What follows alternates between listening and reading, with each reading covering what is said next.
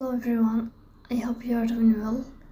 Today we'll talk about how to fix or how to solve the problem of logout on the application of Rapid TV. We click on settings like this.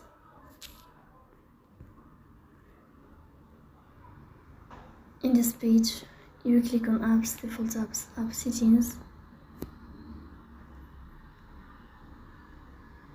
Here in this list you will find Rapid TV. In this page of app info you will click on first stop and you will click OK. Here we go to storage. Then we click on clear cache. After that we go to Play Store. You will search about the application of Rapid TV. And then here you will uninstall your app and you will install it again, so please don't forget